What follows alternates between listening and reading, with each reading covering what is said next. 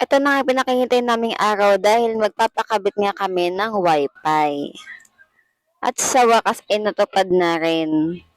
At then habang kinakabit na nga ni Kuya yung wire, sobrang excited na nga kami dahil nga natupad din ang aming wish na magpakabit ulit ng wifi. Dahil may wifi kami dati kaso mo hindi na namin siya mabuksan ngayon kasi yung dati naming wifi ay yung smart na LTE. May pinapasok na SIM tapos registered doon.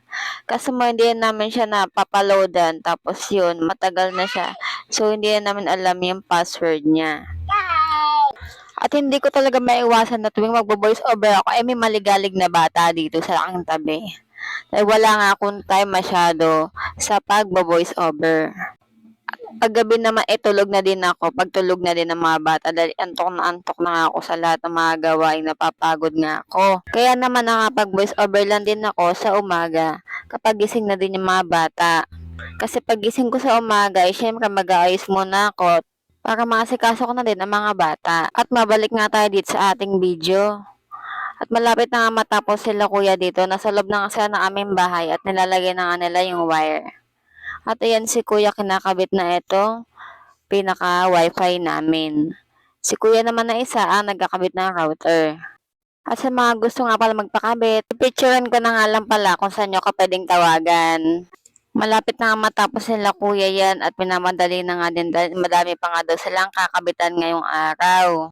At maganda pa sa kanila sobrang bilis ang process nila. Pag nagpa-register ka ngayon, kinabukasan ay kakabitan ka na nila. Yun ang pinakamaganda. One day process lang talaga. At unang-una pa nga kami nilang kinabitan. Umaga-umaga tinawagan na ako ni Kuya na papunta na sila. At ayun na nga, Lunes na Lunes yan, pinuntahan nila ako. Kaya kung ako sa inyo, magpakabit na din kayo guys. At naikabit na ni Kuya yung aming wifi, yung router na lang ang hindi pa.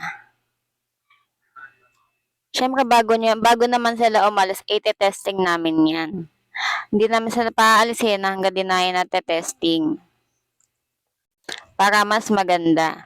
Yun din ang sasabihin ko sa inyo, na once na magpakabit kayo ay patesting nyo muna kung okay ba yung inilagay sa inyong router at yung wifi. At ayan na nga yung mga tinesting namin yan. Okay na okay, napakabilis ng wifi niya.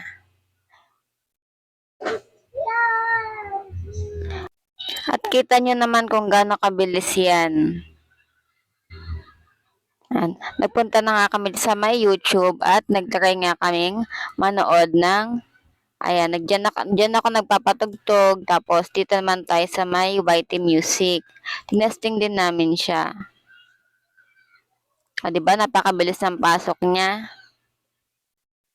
At share ko nga lang din pala ito nilalaro ko na bagong apps. Ito yung crazy apps na bagong-bago nga lang siya laruin. Ito yung apps na nag-trending sa TikTok. At madali lang maka-cash out yan. Maglalaro ka lang dyan at papalevel up ka lang at pwede ka na maka-withdraw.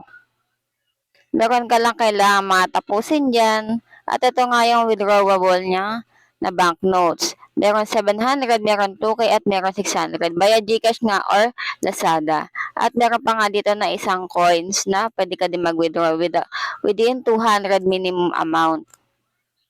At sa mga gusto maglaro, ito nga pala invitation code ko. Yun lang.